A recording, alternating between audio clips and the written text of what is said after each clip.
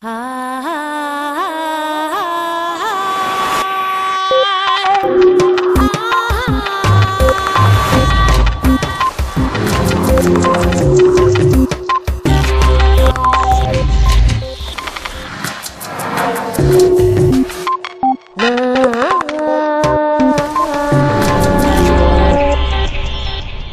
próxima frontera de la humanidad no es el espacio, sino nosotros mismos.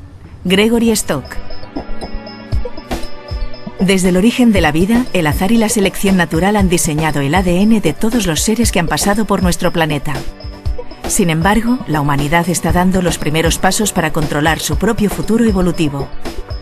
En este capítulo de Redes, Gregory Stock, especialista en prever los desarrollos de la biotecnología, explica a Punset que estamos dando los primeros pasos para manipular nuestros genes, no solo para evitar las enfermedades, sino para mejorar nuestra especie.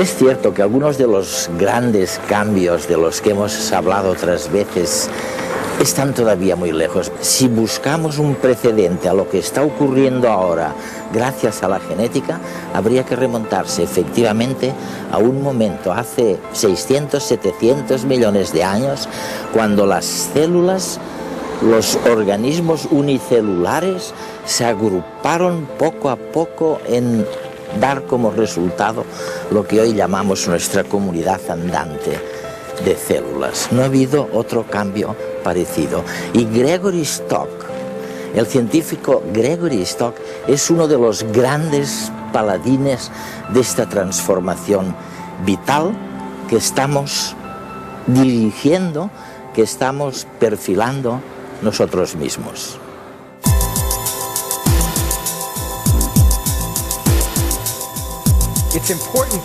Es importante que comprendamos la enormidad de los cambios que están ocurriendo hoy en día para darnos cuenta del tipo de transformación que vamos a presenciar, porque realmente estamos en un momento de transición, y no solamente es un momento de transición en la historia de la humanidad, es un momento de transición en la historia de la vida.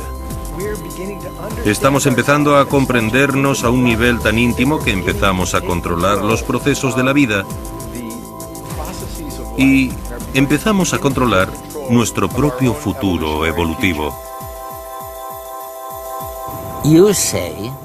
Dices que estamos constante y conscientemente modificando y ajustando el proceso de nuestra vida, nuestro proceso de vida, y que esto solamente había sucedido una vez antes, hace millones de años. También dices que ahora deberíamos ser optimistas sobre lo que nos depara el futuro. A ver si logramos entender por qué. Creo que en realidad la evolución es un proceso vivo real que avanza sin cesar y que no solamente actúa en las especies y en la biología, sino que el propio proceso también evoluciona y avanza. Me parece que lo que está sucediendo ahora es que estamos en un momento de transición evolutiva, cuya importancia es equiparable a cuando las células se unieron para formar organismos multicelulares, hace 600 millones de años, y surgieron todas las posibilidades que ahora nos rodean. Ahora nos estamos uniendo como organismos, como entidades, impulsados por la tecnología y por nuestras mentes, para formar una estructura mayor, de escala planetaria, que tiene un potencial enorme y fabuloso. Y no solamente se abren todo tipo de posibilidades y oportunidades que nunca antes habían existido, sino que se trata de un avance muy sólido. Por tanto, creo que es un error pensar que nos precipitamos hacia un abismo. Más bien estamos inmersos en una transición llena de retos y dificultades, pero de la que resulta interesantísimo formar parte. ¿Y por qué crees que hay tanto pesimismo a nuestro alrededor? Cuando hablo con la gente, lo noto. Un científico británico, amigo mío, me dijo una vez: Eduard, ayúdame a encontrar a alguien que sea realmente pesimista. Pero creo que era el único que pensaba así, porque por lo general es muy fácil encontrar a pesimistas. Te diré un motivo por el que creo que las personas son tan pesimistas. En general, lo son porque creen que la tecnología de selección germinal, lo llamáis así, ¿no? Supongo que germinal viene de germinar, de células. Viene de germinación, de la primera célula en un organismo. Pues creen que la tecnología de selección germinal dividirá a las personas, eso es lo que temen, entre los que han sido mejorados y los que no han sido mejorados. ¿A qué os referís en realidad? La idea es que si realmente empezamos a comprender cómo contribuye la biología a nuestra personalidad, a nuestro temperamento, a nuestro potencial, a nuestras vulnerabilidades, querremos poder elegir para nuestros hijos. Parece algo natural. Y muchos se imaginan cómo será y dicen: vaya, solamente los ricos podrán hacerlo. Los pobres carecerán de un acceso adecuado y no podrán permitírselo, por lo que es una posibilidad muy, muy elitista. Pero yo creo que es justo lo contrario. En realidad, estas tecnologías serán accesibles a mucha gente, como ha sucedido con cualquier otra tecnología. Ahora mismo, cualquiera puede disponer de una tecnología informática que supere con creces la que podía comprar la persona más rica del mundo hace 20 años. Y pasará lo mismo con el acceso a los diversos tipos de tecnologías biológicas. En conclusión, creo que las consecuencias de aplicar nuestra comprensión de la biología a nosotros mismos y a nuestros futuros hijos beneficiarán al ser humano, porque mitigarán y reducirán las enfermedades, mejorarán el rendimiento de las personas y también disminuirán las desigualdades. Así que no existirá, como dicen algunos, una brecha motivada únicamente por el capital entre las personas mejoradas. En mi opinión, no tendrá que ver con la renta, sino con la cultura, la religión y la política, porque habrá quien se cierre a lo que suceda tanto en el ámbito tecnológico como en los campos biológicos y médicos y pretenda aislarse, mientras que otros lo adoptarán sin más. Para mí ahí estará la brecha, entre los que aprovechen las muchísimas posibilidades de la tecnología y los que no.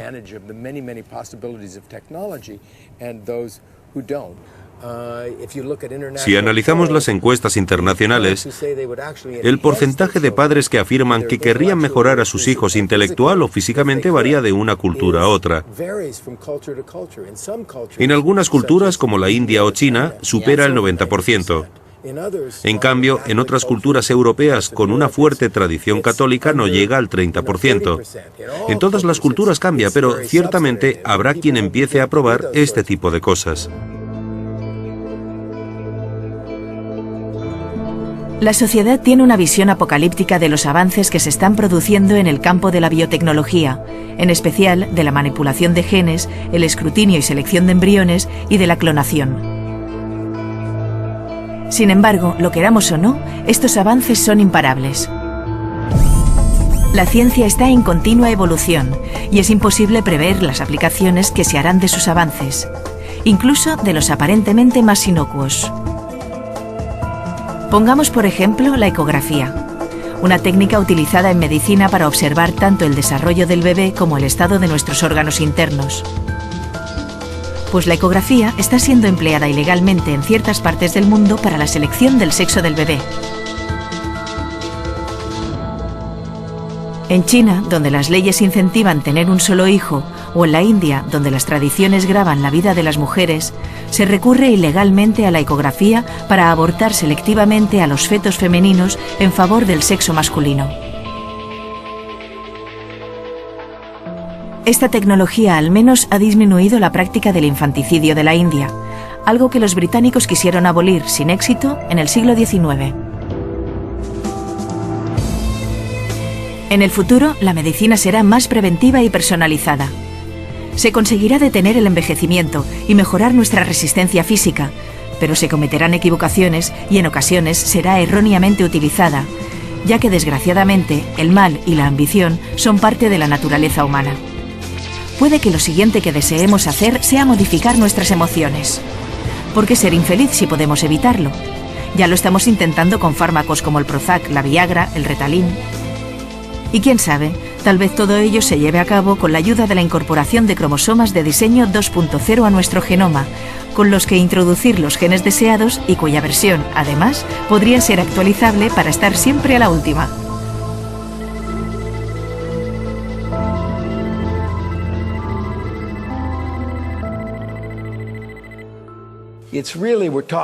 Hablamos de la transformación de la medicina en una ciencia de la información. Y esa convergencia entre la tecnología de la información y la biología nos proporcionará información sobre nuestro estado de salud para fines preventivos, además de curativos.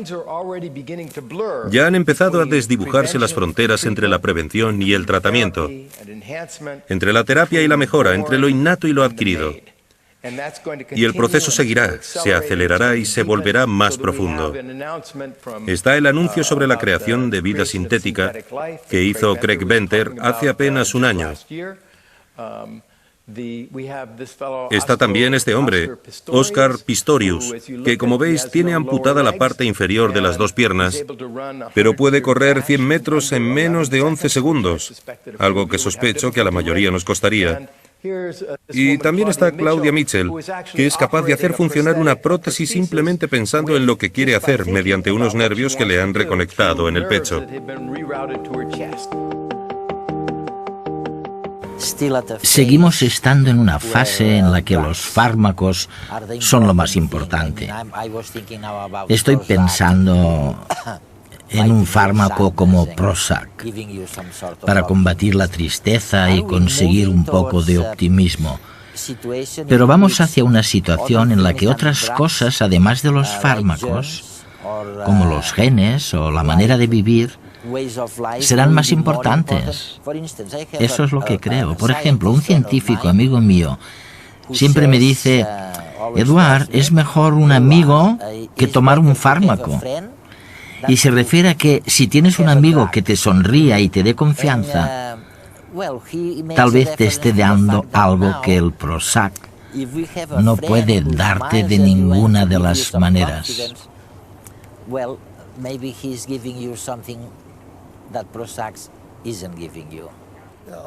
Sí, sin duda. Pensando en ciertos tipos de intervenciones farmacológicas, sin duda es mejor tener un buen amigo. Así que es un buen consejo. Pero también es verdad que las intervenciones actuales son bastante rudimentarias. Provocan muchos efectos secundarios y no acabamos de entender todavía nuestro funcionamiento, el funcionamiento del cerebro humano, de la mente humana. Pero conforme vayamos adquiriendo esos conocimientos, todo cambiará. Creo que lograremos crear cócteles de fármacos que recrearán ciertos estados emocionales deseables. Y eso sí que será un reto enorme. Ahora decimos que es mejor tener un amigo, pero ¿qué pasaría si pudiéramos tomar una pastillita que nos lo diera todo? Todas las sensaciones beneficiosas que nos da un amigo y fuera facilísima de tomar, sin las molestias de forjar una amistad o lo que sea. ¿Sería la gente capaz de resistirse a este tipo de cosas? De hecho, creo que probablemente será el mayor reto al que debamos enfrentarnos, saber cómo hacerlo de un modo responsable. Empezaremos a utilizar estas tecnologías para modificarnos y antes incluso de acabar el proceso, no solo habremos revolucionado la medicina y la atención sanitaria, sino que eso cambiará grandes parcelas de la economía, cambiará nuestra manera de tener hijos, cambiará nuestra gestión de las emociones y probablemente cambiará la esperanza de vida del ser humano. Analicemos con cierto detalle algunas de las intervenciones en la trama biológica. Unas intervenciones que ahora son mínimas. Estoy pensando, por ejemplo, en la biología reproductiva, en cosas como la fecundación in vitro, que no supone más del 1% en Estados Unidos. Pero, ¿qué hay de la selección de embriones? Sí, cosas así. ¿O qué hay de la clonación? Muchos de estos temas han sido muy controvertidos y han dado lugar a debates encendidísimos. En mi opinión, todos estos debates tienen que ver con lo desconocido. Has mencionado la fecundación in vitro. Y es cierto que el porcentaje de niños concebidos así es pequeño. Pero mi hija fue concebida en una placa de Petri. Fue producto de la fecundación in vitro y ha sido como un regalo para mí. Sin embargo, el tema ha dejado de ser controvertido. Los mismos argumentos que se esgrimieron contra la fecundación in vitro, que es algo ajeno, que supone el final del ser humano, este tipo de cosas, ahora se han trasladado en masa a otras cosas como la clonación, que no es más que la creación retardada de un gemelo idéntico. Y no hay que exagerar tanto. Creo que muy poca gente lo acabará haciendo. Sin embargo, nos inquieta profundamente porque representa el poder de la posibilidad. Pero no podemos seguir siendo tan infantiles. En algún momento deberemos percatarnos de que estamos pasando, la humanidad entera está pasando, a la edad adulta. Y básicamente tenemos mucho poder que deberemos usar con responsabilidad.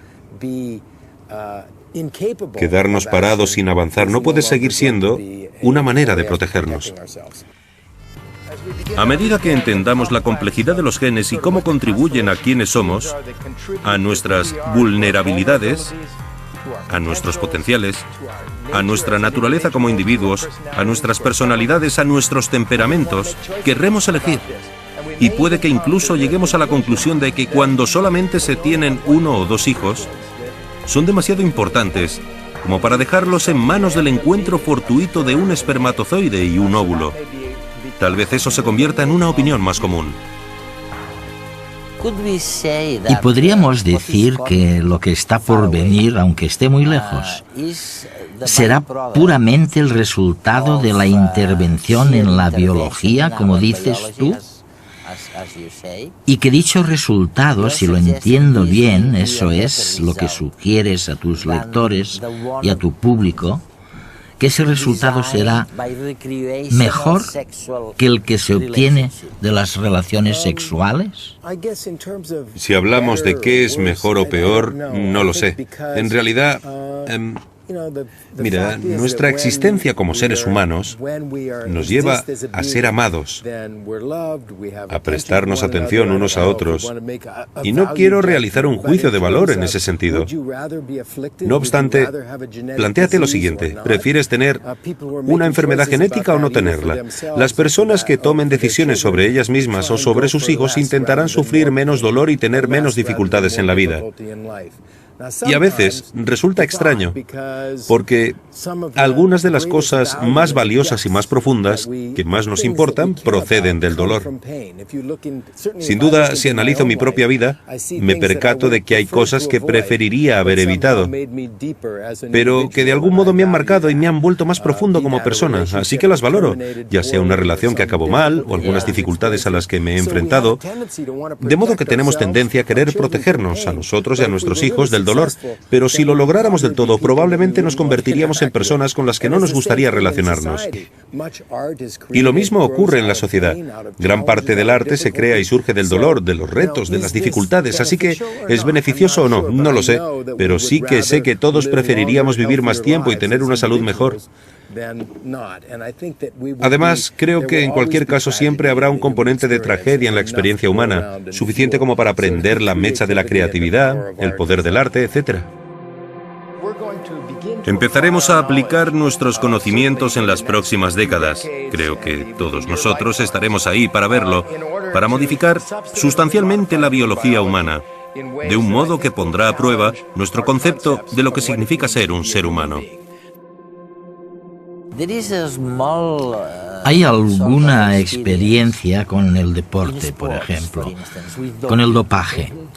Al parecer, según me dicen los científicos y farmacólogos, el dopaje será cada vez más seguro y tendrá menos efectos secundarios. Será casi divino. ¿recurrirá la gente más al dopaje entonces o menos? Es evidente que lo utilizarán. De hecho, ya lo hacen. La era de los atletas aficionados prácticamente ha terminado. Y la razón se esconde en los ingentes beneficios que se generan. Se mueve una fortuna en el deporte profesional ahora mismo. En el deporte hay un número reducido de personas a las que se puede obligar a hacerse pruebas siempre que queramos, contra las que se puede tomar todo tipo de medidas, como expulsarlos del deporte si vulneran las normas, como vemos en el ciclismo, por supuesto, de un modo rutinario. Pero ni siquiera así se puede detener el dopaje. Hay todo tipo de triquiñuelas. En realidad es una batalla entre los que intentan detectarlo y los que intentan evitar los controles. De hecho, si hablas con franqueza con los organizadores deportivos, te dirán que no les importa el dopaje. Lo que quieren es rendimiento, porque eso es lo que realmente atrae a los espectadores. Si se celebraran unos Juegos Olímpicos normales donde nadie se dopara ni hubiera intervención alguna, sino que todo se basara en el atletismo amateur sin más, y si esas Olimpiadas tuvieran que competir con otros Juegos Olímpicos extremos, donde los participantes pudieran hacer lo que quisieran para aumentar el rendimiento, la audiencia sería muy superior en las Olimpiadas extremas. En mi opinión, solo es cuestión de tiempo antes de que estas intervenciones sean mucho más habituales, porque responden a los gustos de la gente. Ahora tenemos la complejidad de lo biológico, representada por nuestra corteza cerebral, y la complejidad de lo no biológico, todos los descubrimientos de la revolución tecnológica, que se unen y convergen de una manera compleja para crear un superorganismo planetario. Por eso no tenemos ni idea de dónde estaremos de aquí a 100 años, y mucho menos de aquí a 1000 años o a 1 millón de años, aunque no sean más que instantes en una escala de tiempo evolutiva normal.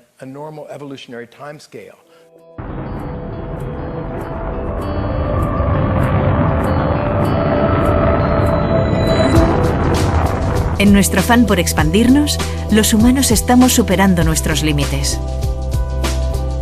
Nuestros largos dedos tecnológicos se extienden y penetran en una extensa red de gente, cultivos, animales y máquinas. Un vibrante remolino de comercio y telecomunicaciones está uniendo nuestras creaciones tecnológicas en un vasto organismo global de dimensiones planetarias. Esto supone un salto cualitativo, cuyo único precedente en la naturaleza puede que sea el agrupamiento celular que tuvo lugar hace 700 millones de años, cuando aparecieron los primeros seres pluricelulares. Es decir, al igual que las células se reorganizaron entre sí para crear un nuevo organismo con entidad propia, gracias a la ciencia y la tecnología, los humanos estamos creando una entidad global de propiedades especiales. Y todo ello lo hemos conseguido porque somos más sociales que cualquier otro animal y poseemos un cerebro mucho más desarrollado. Nuestros ancestros comenzaron a derribar las barreras del conocimiento una vez aprendimos a escribir, algo que aceleró el cambio y estimuló sin medida nuestro cerebro. En la actualidad, los ordenadores, con su poder de manipular electrónicamente, reordenar y registrar patrones en el creciente cuerpo de información de que disponemos, están acelerando las posibilidades de cambio exponencialmente. Un proceso que ocurre ahora casi tan fácilmente fuera de nosotros en los ordenadores como dentro de nuestros cerebros.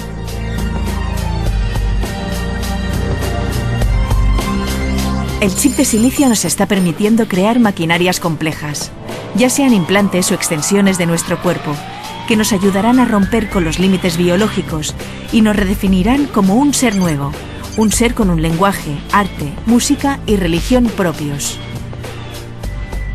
Cuando el sustrato biológico sea sustituido por el silicio y tomemos el control de nuestra evolución, cuando el cyborg sea una realidad y los ordenadores nos trasciendan, tal vez seamos los últimos humanos de una raza en extinción.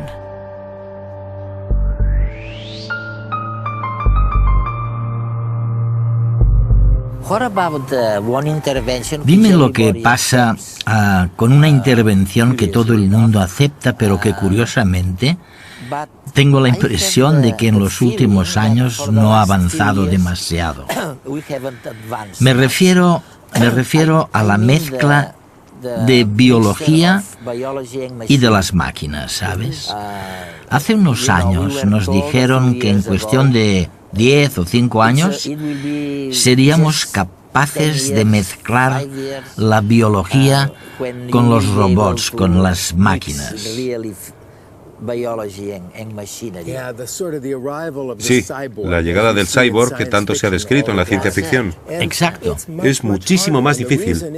Resulta que los ingenieros suelen subestimar la complejidad del cuerpo humano y de la biología, por lo que imaginan que las interfaces serán mucho más simples de lo que en realidad son. Eso por un lado. Por otro, nos embarga este deseo formidable de trascender nuestra propia mortalidad. Y si nos fijamos en el ámbito no biológico, en lo tecnológico, observamos todas estas fantásticas aplicaciones y efectos especiales que nos abocan a creer que, si pudiéramos incorporarlas a nuestro cuerpo, la inmortalidad sería nuestra. Y queremos que sea así cuanto antes. Además, muchos de los que están en la primera línea de los desarrollos en inteligencia artificial, los expertos en procesos tecnológicos, se están haciendo mayores.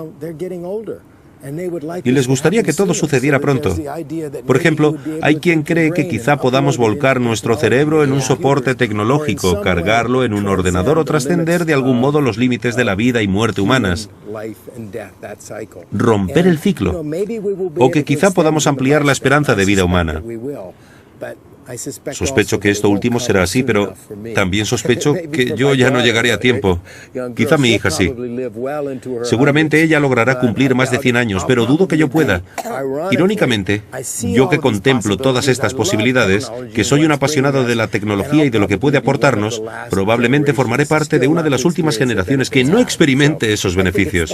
En cualquier caso, me parece que el calendario poco realista de las predicciones del futuro se debe a eso. Yo creo que en el futuro seremos muy proactivos con nuestra salud.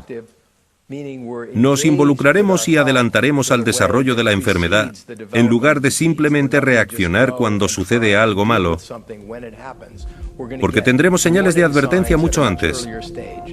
Y eso repercutirá en la economía de la atención sanitaria, donde habrá un dominio de la tecnología de la información, que se situará en el centro de la medicina en el futuro, igual que ocurre en muchas otras áreas.